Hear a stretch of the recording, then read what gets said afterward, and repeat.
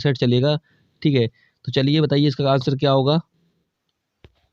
चलिए देखते हैं। दो संख्याओं का अनुपात 5:9 है। यदि उनका मासा से बोलते हैं महत्तम समावर्तक 14 है तो उनका लासा या कह सकते हो लघुत्तम समावर्तक कितना होगा।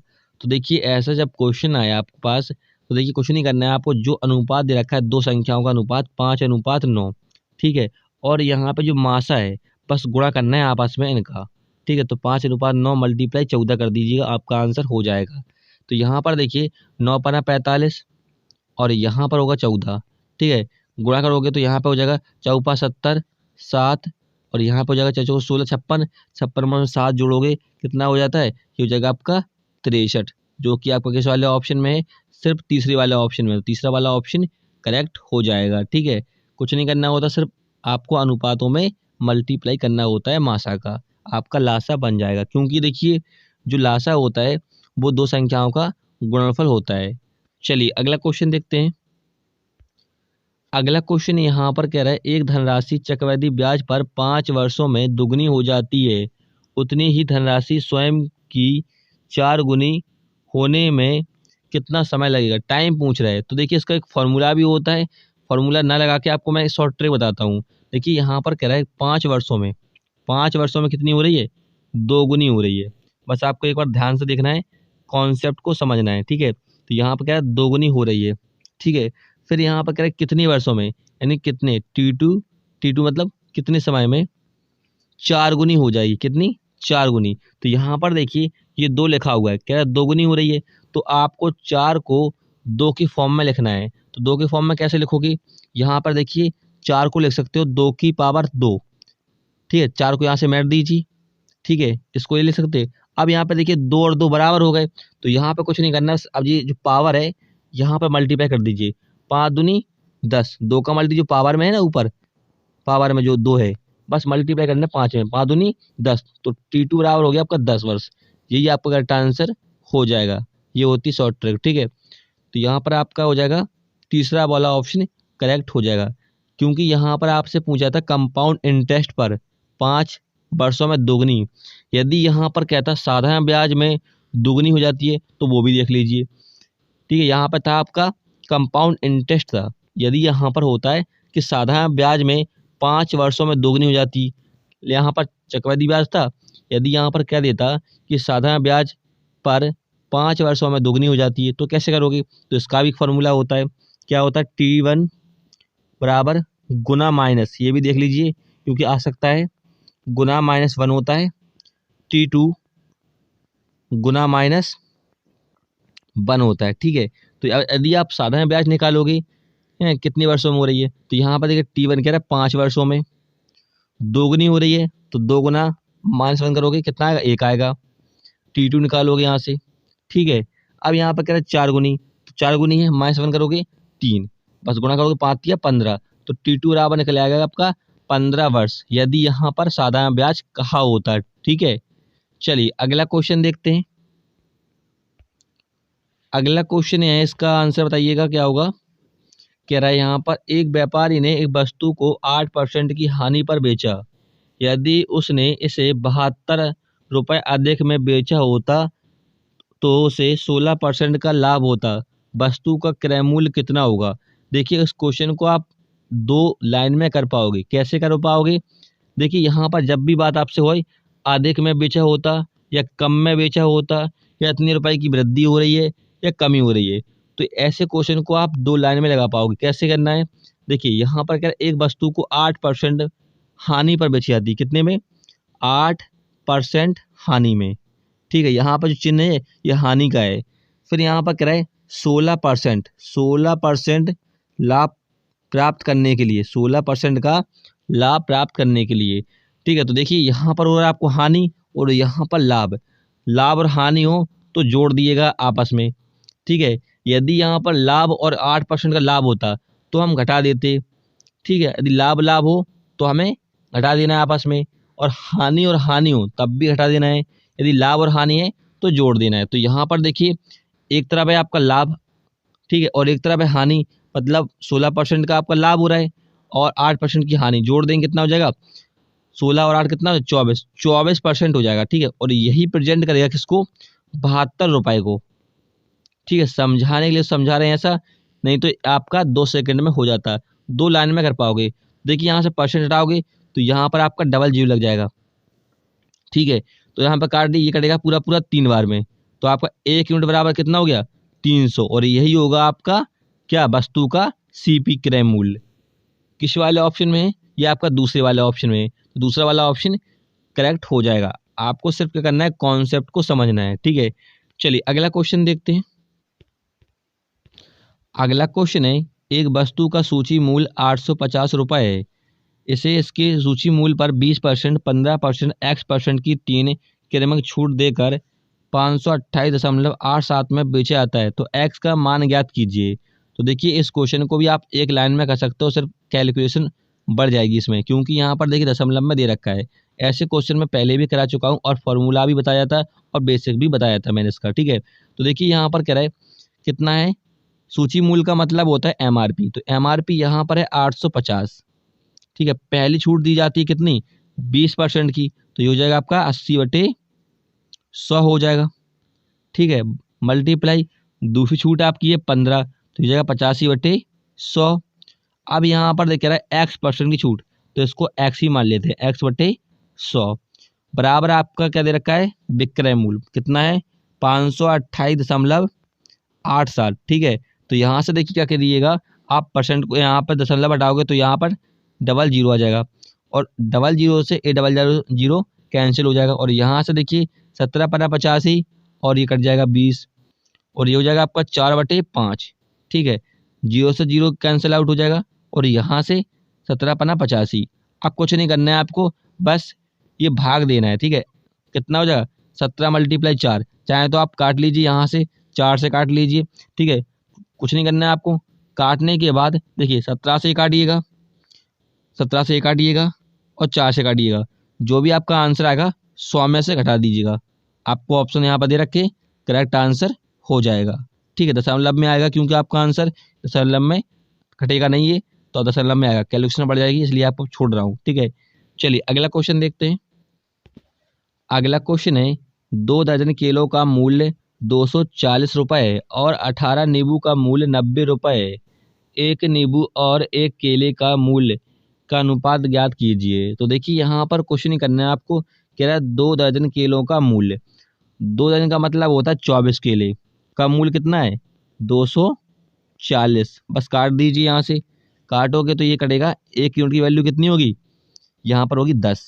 ठीक है, यानी एक यहाँ पर केले का वैल्यू कितना है 10 रुपया है। ठीक है, फिर यहाँ पर कह रहा है 18 नींबू का मूल्य, मतलब 18 रुपये 18 नींबू का मूल्य कितना है 90 है। काटोगे 18×5 90, एक नींबू का वैल्यू कितना है 5 है। अब क्या पूछा है यहाँ पर आपसे, एक नींबू, तो एक नींबू का कितना यहाँ पर 5 है।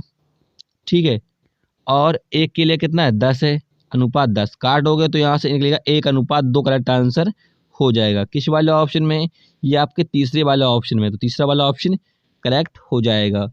ठीक है, चलिए अगला क्वेश्चन देखते हैं।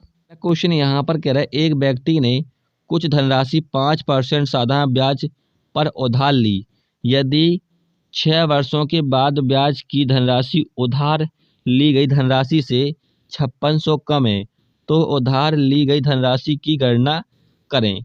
तो देखिए यहाँ पर कह रहा है कि उसने 5600 रुपये कम लिए। ठीक है, तो यहाँ पर देखिए कुछ नहीं करना है, आप कह रहा है 5% दर है 6 वर्षों के बाद, तो 5% है मल्टीप्लाई 6 वर्षों के बाद कह रहा है कितना हो जाएगा 6×5 30% हो जाएगा। ठीक है, अब यहाँ पर कह रहा है कि 5600 रुपये कम है, तो आपको ऐसा करना है, कोई चीज़ अपने में 100% होती है, बस यदि 100 से 30% घटा दोगे, कम कर दोगे, कितना बचेगा आपका 70%, क्योंकि यहाँ पर कह रहा है कम है, तो 70% प्रेजेंट करेगा किसको 5600 रुपये को। ठीक है, तो यहाँ से क्या करिएगा, परसेंट को हटाओगे तो यहाँ पर आपका डबल जीरो आ जाएगा, जीरो से जीरो कैंसिल आउट हो जाएगा, 8 से 56 है, तो 1 यूनिट की वैल्यू कितनी हो जाएगी 8000। यही होगी आपकी धनराशि। किस वाले ऑप्शन में है, ये आपके दूसरे वाले ऑप्शन में है, दूसरा वाला ऑप्शन करेक्ट हो जाएगा। क्लियर है। चलिए अगला क्वेश्चन देखते हैं। अगला क्वेश्चन है 60 किलोमीटर प्रति घंटा की चाल से चल रही एक रेलगाड़ी ए बिजली के खंभे को 15 सेकंड में पार कर सकती है या करती है। एस सामने से आने वाली 48 किलोमीटर प्रति घंटा की चाल से चल रही रेलगाड़ी बी को 19 सेकंड में पार करती है। तो रेलगाड़ी बी की लंबाई मीटर में कितनी है?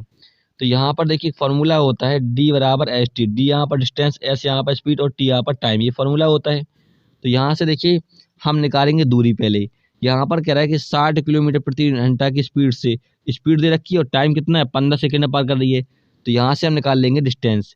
तो यहाँ पर डी स्पीड कितनी है, 60 है। स्पीड को हम चेंज करेंगे मीटर प्रति सेकंड में, क्योंकि यहाँ पर टाइम जो सेकंड में दे रखा है। तो मीटर प्रति सेकंड में चेंज करने के लिए क्या करते हैं हम लोग, 5/18 से गुणा करते हैं। और टाइम कितना है, 15 सेकंड का। तो यहाँ से देखिए 3 से काटोगे, 3×5 15, 3×6 18, और यहाँ से काटोगे 10, 5×5 25 और 10 मल्टीप्लाई कितना हो जाएगा, 250 हो जाएगा। तो यहाँ से डिस्टेंस जो निकल के आई है ए की 250 निकल के आई है। अब यहाँ पर कह रहा है सामने से आ रही, सामने का मतलब होता है विपरीत दिशा में, विपरीत दिशा में आ रही है हमारे। ए यहाँ से जा रहा है, बी यहाँ से आ रहा है, तो ये क्या हो जाएगा, विपरीत। और विपरीत में क्या हो जाता है, डिस्टेंस और स्पीडें जुड़ जाती हैं। तो यहाँ पर देखिए ए का स्पीड कितना निकला है, 250 किलोमीटर। ए का स्पीड निकला है 250। सामने से कोई रेलगाड़ी अगर आ रही है तो यानी विपरीत दिशा में जुड़ जाएगी। तो हमने माना बी की ट्रेन की लंबाई एक्स है, ठीक है। अब यहाँ पर देखिए जब सामने से ट्रेनें आती हैं दूरी जुड़ जाती है और स्पीड भी जुड़ जाती है। तो दोनों की स्पीड जोड़ देंगे, ए और बी की कितनी हो जाएगी, 48 और 60 कितना हो जाएगा, 108 किलोमीटर प्रति घंटा। लेकिन हम इसको चेंज करेंगे मीटर प्रति सेकंड में, क्योंकि हमें टाइम किस में दे रखा है, सेकंड में। तो यहाँ से देखिए हम चेंज करोगे, चेंज करने के लिए क्या करते हैं हम लोग, 5/18 से गुणा करते हैं, मीटर प्रति सेकंड में चेंज करना होता है। कह रहा है 19 सेकंड में पार करती है, तो 19 से मल्टीप्लाई कर देंगे। चलिए इसको काट लेते हैं। तो यहाँ से काटोगे 9 दूनी 18, 9 एकम 9 और 9 दूनी 18, और यहाँ से काटोगे 6 बार में, 6 पंचे 30 हो जाएगा। ये कितना हो जाएगा, 6 पंचे 30 मल्टीप्लाई 19, ठीक है, 19 30 57 हो जाएगा। और बराबर में आपका ये था 250 प्लस एक्स, ठीक है। अब 250 घटा दोगे 570 में से, तो एक्स का वैल्यू यानी ट्रेन बी की लंबाई पता लग जाएगी। घटा दीजिए, यहाँ पर घटाओगे तो एक्स बराबर कितने निकल जाएगा, 0, 5 में 7 में से जाएगा 5, 2 बचेगा, और यहाँ पर 320 करेक्ट आंसर हो जाएगा। ये आपका मीटर में है। किस वाले ऑप्शन में है, तीसरे वाले ऑप्शन में। तो तीसरा वाला ऑप्शन करेक्ट हो जाएगा। आई होप समझ में आया होगा। चलिए अगला क्वेश्चन देखते हैं।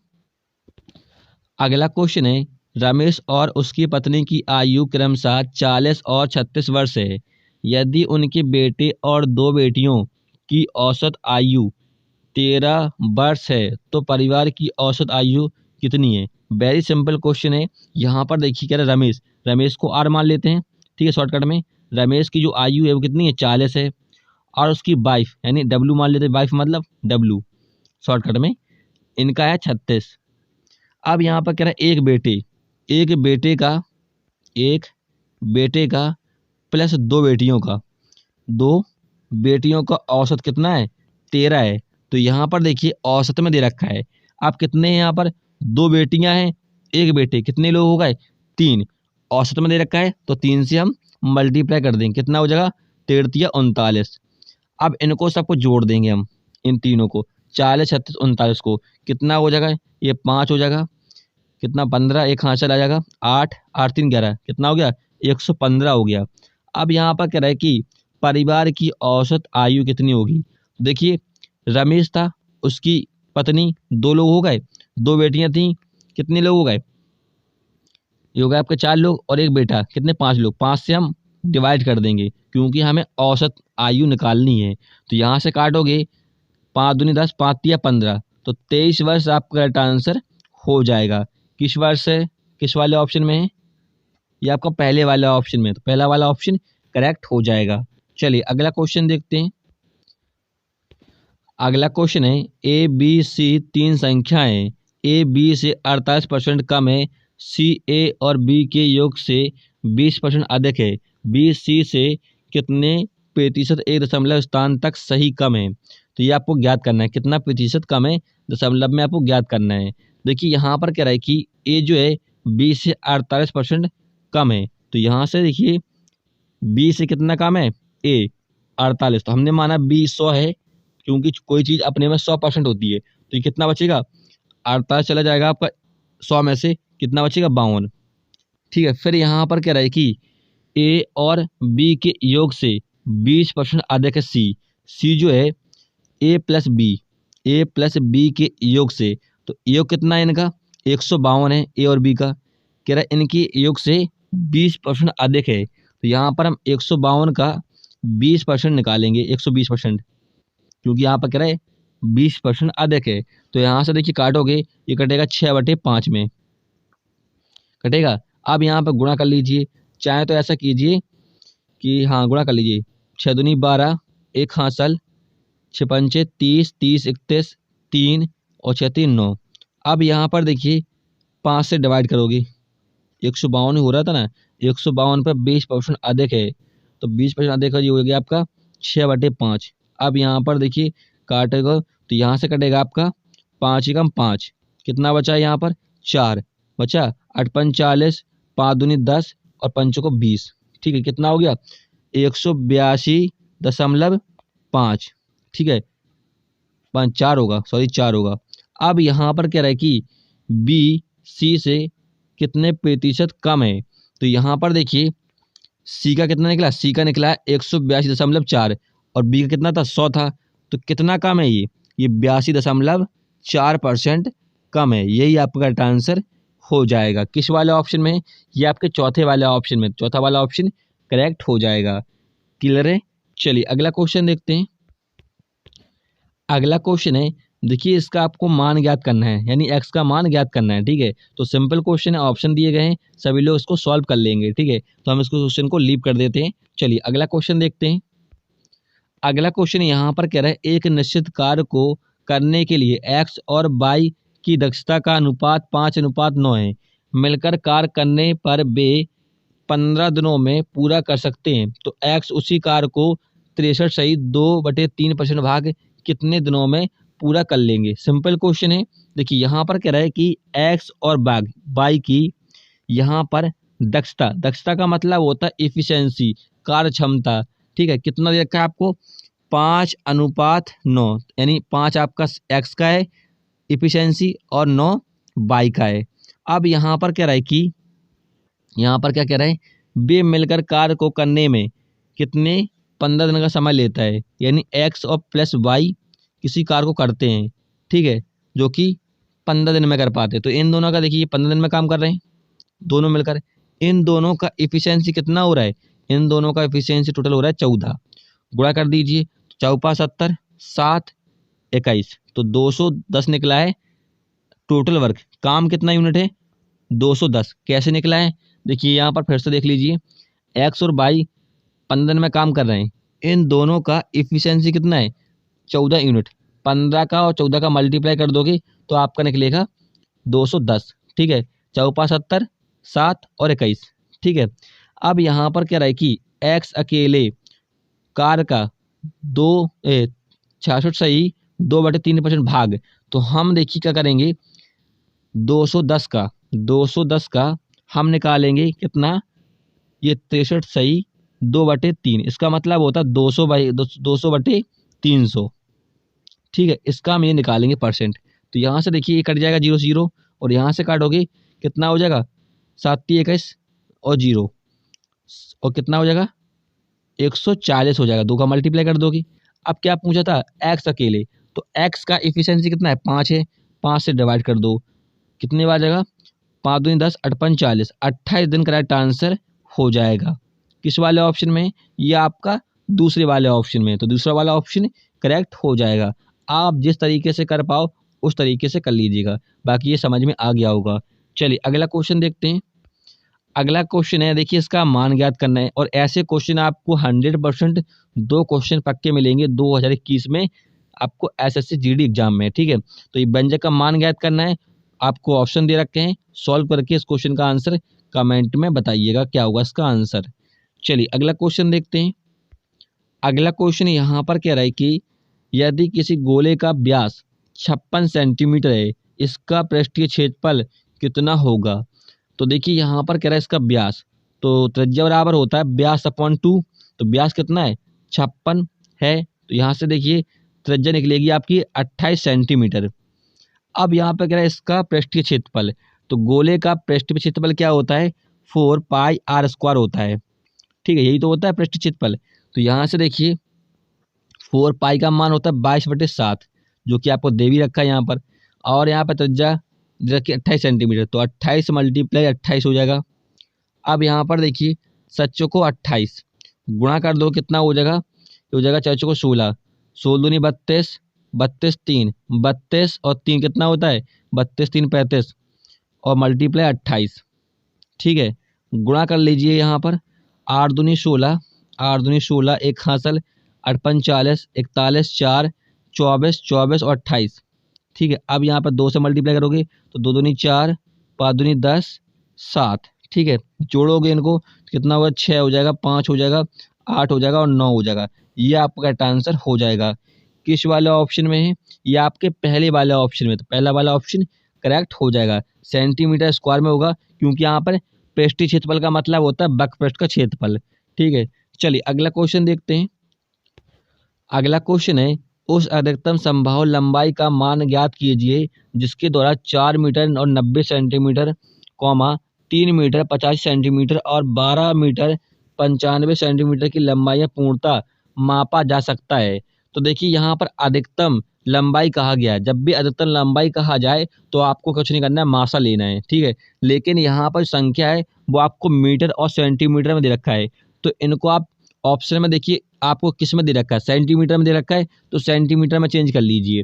तो देखिए 4 मीटर बराबर कितने होते हैं 400 सेंटीमीटर, 400 सेंटीमीटर और प्लस 90 कर दीजिए, कितना हो जाएगा 490 हो जाएगा।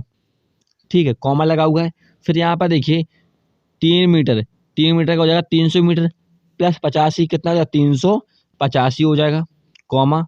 अब यहाँ पर देखिए 12 मीटर और 95 सेंटीमीटर, 12 का हो जाएगा 1200 मीटर और प्लस कर दोगे कितना 95, तो 1295। बस इनका लेना है आपको एचसीएफ, और एचसीएफ लेने का आपको शॉर्ट ट्रिक बताया है। किन्हीं भी दो संख्याओं का अंतर देखिए जिनका अंतर सबसे कम हो, तो इन दोनों का अंतर देखिए 490 का और 385 का कितना आएगा, यहाँ पर 5 आएगा और यहाँ पर 0, 105। क्या 105 से ये तीनों संख्या डिविजिबल हो जाएंगी, नहीं होगी। तो यहाँ पर देखिए 305 को क्या ले सकते हो आप, किससे 5 से डिवाइड करोगे, नहीं 3 से डिवाइड करोगे, 3 से कट जाएगा ना, हाँ 3 मल्टीप्लाई करोगे, 3 को 9, 3 5 15। अब यहाँ पे 35 बचा है, 35 से तीनों संख्या कट जाएंगी, हाँ कट जाएंगी, तो 35 हो जाएगा आपका एचसीएफ। ठीक है, यदि आप ऐसा नहीं करना चाहते हो तो आप ऐसा भी कर सकते हो, 385 का भाग दीजिए 490 में। ठीक है, एक बार जाएगा, कितना बचा 105, 105 से 385 में भाग दीजिए, कितने बार जाएगा 2 बार जाएगा, और 3 बार जा सकता है क्या, हाँ 3 बार चला जाएगा, 3 बार, तो 3 5 15 और 3। अब यहाँ पर कितना बचेगा 75, 75 से फिर जाम भाग दोगे, देते जाएगी जब तक 35 पूरा पूरा ना कट जाए, तो आपका 35 आपका आंसर हो जाएगा। ठीक है, निकाल के देख लीजिएगा, तो 35 किस वाले ऑप्शन में है, या आपके दूसरे वाले ऑप्शन में है, तो दूसरा वाला ऑप्शन करेक्ट हो जाएगा। चलिए अगला क्वेश्चन देखते हैं। अगला क्वेश्चन है, देखिए इस व्यंजक को सरल करना है और सिंपल क्वेश्चन भी है, कुछ नहीं करना है आपको, आसानी से आ जाएगा। ऑप्शन यहाँ पर दे रखे हैं, सभी लोग इस क्वेश्चन का आंसर कमेंट में दीजिएगा। चलिए अगला क्वेश्चन देखते हैं। अगला क्वेश्चन है, स्थान ए से स्थान बी तक एक ट्रेन और एक बस के किरायों का अनुपात 3:5 है। यदि ट्रेन के किराया कितना 15% बढ़ाया जाता है और बस का किराया 10% बढ़ाया जाता है, तो ट्रेन और बस के नए किराए का अनुपात ज्ञात करना है। सिंपल क्वेश्चन है। तो देखिए यहाँ पर ट्रेन का अनुपात कितना है, ट्रेन का अनुपात दे रखा है आपको 3 और बस का अनुपात दे रखा है कितना, बस का अनुपात है 5। अब यहाँ पर किराए ट्रेन के किराए में 15% बढ़ाया जाता है, तो कितना हो जाएगा, ये हो जाएगा 115/100, मल्टीप्लाई करना है अनुपातों में, और यहाँ पर हो जाएगा कितना 10% बढ़ाया जा रहा है बस के किराए में, तो ये जाएगा आपका 110/100। तो देखिए यहाँ से 100 से 100 कट जाएगा। ठीक है, और यहाँ से काटोगे तो ये कटेगा आपका कितना, 5 से काटोगे तो 5 दूनी 10, 5 तिया 15, और ये कटेगा 5 दूनी 10 और 5 दूनी 10, 22 से। अब यहाँ पे कटेगा नहीं शायद ये, हाँ तो ये हो जाएगा आपका, कट जाएगा, नहीं कटेगा। 3 को 9 और 3 दूनी 6, और यहाँ पे हो जाएगा 5 दूनी 10 और 1 10 11, ये हो जाएगा आपका 69:110। किस वाले ऑप्शन में? ये आपके तीसरे वाला ऑप्शन में, तीसरा वाला ऑप्शन करेक्ट हो जाएगा। कुछ नहीं करना था, सिर्फ काटना था आपको, एक लाइन का क्वेश्चन था। चलिए अगला क्वेश्चन देखते हैं। अगला क्वेश्चन यहाँ पर कह रहा है कि 12 meter multiply 15 meter multiply 20 meter विमाओं वाले एक कमरे की 4 दीवारों पर 2 मीटर प्रति स्क्वायर की दर से पुताई की जाती है।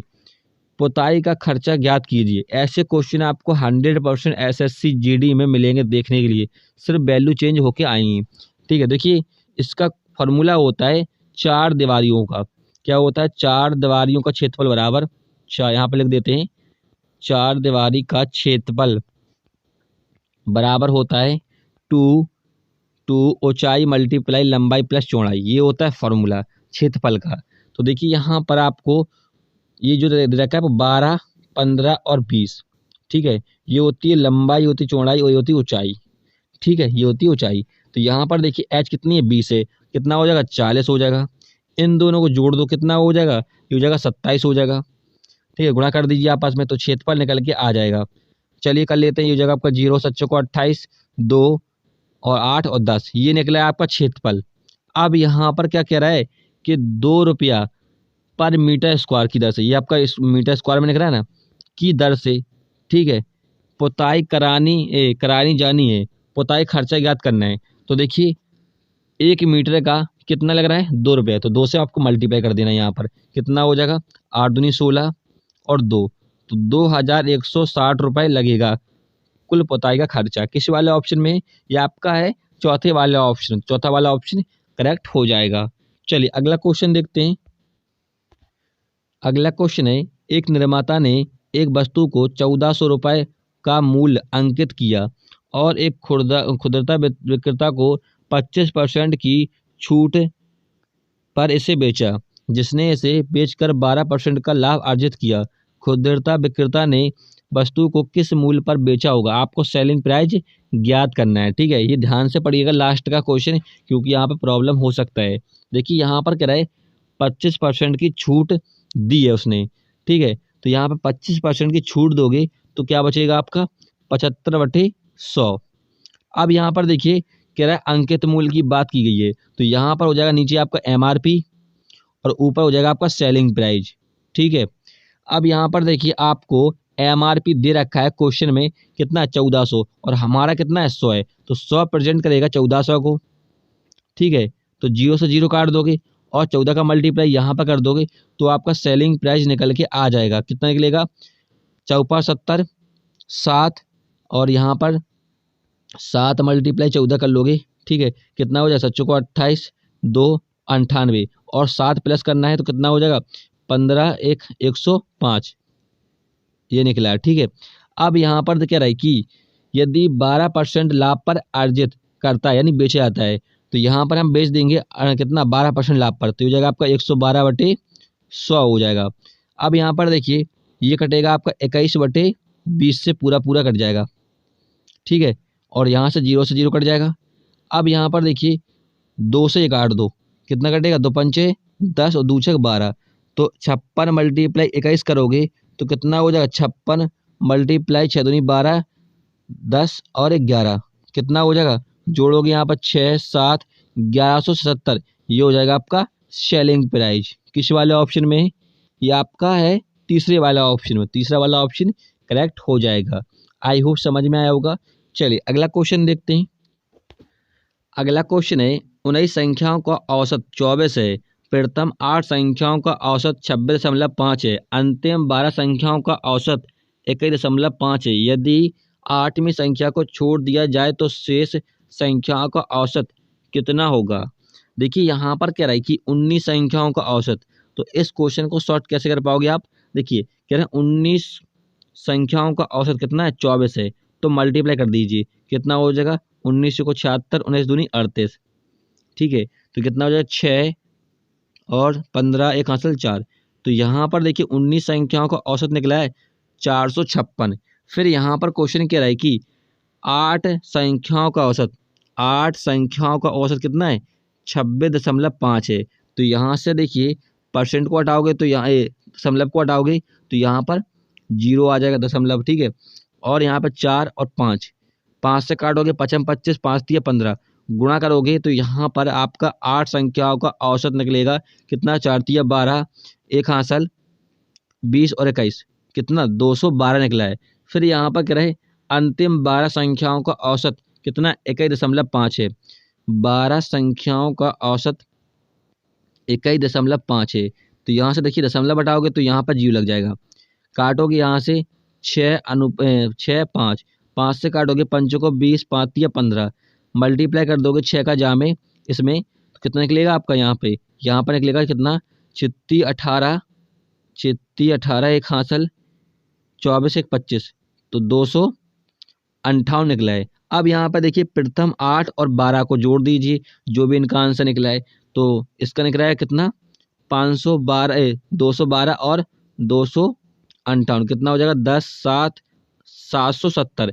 770 में से जो आपका 19 संख्याओं का औसत जो निकला था ना, कितना है, 456, घटा दीजिए। 470 में से 456 चला जाएगा, आपका कितना बचेगा, यहाँ पर 4 और 1, 14 बचा है। अब यही 14 को क्या करना है आपको, 456 में से घटा देना है, ठीक है। तो 456 में से 14 को घटा दोगे, क्या बचेगा, 2, और यहाँ पर आपका बचेगा 4 और 4। अब यहाँ पर कहा गया था 8वीं संख्या को छोड़ दिया जाता है। 8वीं संख्या का मतलब है एक संख्या को छोड़ रहा है वो, ठीक है। 8वीं संख्या जो है वो छोड़ रहा है, यानी एक संख्या को छोड़ रहा है। तो संख्या कितनी थी, यहाँ पर 19 संख्या थी, ठीक है। 8वीं संख्या निकाल दोगे तो संख्या कितनी बचेंगी, यहाँ पर बचेंगी आपकी 18, बचेंगी 18 ना, 18 बचेंगी। तो क्या, शेष संख्याओं का औसत, तो शेष संख्या कितनी थी, 18 थी, औसत क्या रहा है, तो भाग दे देंगे। तो काटोगे यहाँ से 18 दूनी 36, 18 दूनी 36, कितना बचा यहाँ पर, 36 वो कहा था, तो 8 82। अब कितने आ जाएगा, 18 76, 18 54, 18 चौको 72, 18 चौको 72, जो कि आपको सिर्फ 24.6, आपको सिर्फ एक ऑप्शन दे रखा है, आपको ऑप्शन में देखना है। तो आपको चौथा वाला ऑप्शन करेक्ट हो जाएगा, पूरा आपको सॉल्व करने की जरूरत नहीं है। समझ में आ गया होगा। चलिए अगला क्वेश्चन देखते हैं। अगला क्वेश्चन है, सुंदरलाल ने अपनी 1,62,000 की बचत को अपनी पत्नी, 3 बेटों और 1 बेटी में इस प्रकार विभाजित किया है कि उनकी पत्नी को बेटी की दोगुनी और धनराशि मिली है। उनकी बेटी को उनके प्रत्येक बेटे के हिस्से में आई धनराशि की दोगुनी धनराशि मिली है। उनकी बेटी को कितनी राशि मिली है, ये यहाँ पर कह रहा है, ठीक है। तो यहाँ पर क्वेश्चन को देखिए, कह रहा है इनका एक पत्नी है, 3 बेटे हैं और 1 बेटी है, इनको बराबर हिस्से में बांटी गई है, ठीक है। फिर यहाँ पर कह रहा है बेटी की तुलना में दोगुनी, तो पत्नी को मान लेते शॉर्टकट में वाइफ, बेटी को मान लेते डी यानी डॉटर, और बेटों को मान लेते हैं सन यानी एस, ठीक है। तो यहाँ पर कह रहा है कि प्रत्येक बेटे के हिस्से से, तो प्रत्येक बेटा कितना, 1 है, बेटे कितने हैं, 3, 1 2 और 3 बेटे हैं, कितने, 3 बेटे, लेकिन कह रहा है प्रत्येक बेटे के हिस्से से दोगुनी मिली है। तो यहाँ पर एक बेटे से कितनी मिली, दोगुनी, किसको, बेटी को।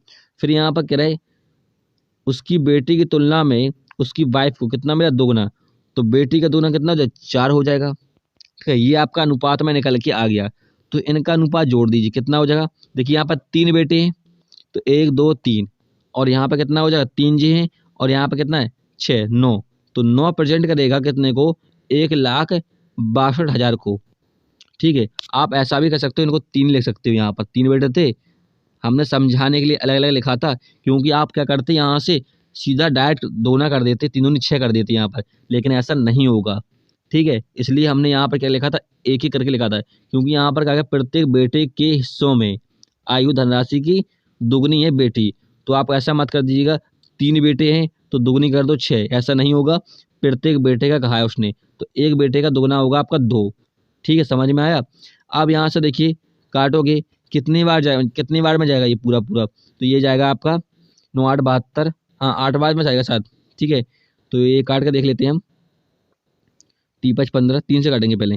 3×5 = 15, तो चौको 12। फिर यहाँ से काटोगे कितने, 9 एकम 9, 9 एकम 3 एकम 3 और 8 3 14, 18 12 में जाएगा। ठीक है, अब क्या पूछा था, उसकी बेटी को कितनी हिस्से मिली, तो बेटी का अनुपात कितना, 2, तो 2 से गुणा कर दोगे, 36,000 करेक्ट आंसर हो जाएगा। ठीक है, किस वाले ऑप्शन में, या आपके दूसरे वाले ऑप्शन में, दूसरा वाला ऑप्शन करेक्ट हो जाएगा। चलिए फ्रेंड्स, हमने यहाँ पर 20 क्वेश्चन सॉल्व कर लिए हैं जो कि आपके एसएससी जीडी के प्रीवियस ईयर क्वेश्चन पेपर थे। ठीक है, वीडियो हेल्पफुल लगे तब उसे लाइक कीजिएगा। फिर मिलेंगे नेक्स्ट वीडियो में। जय हिंद।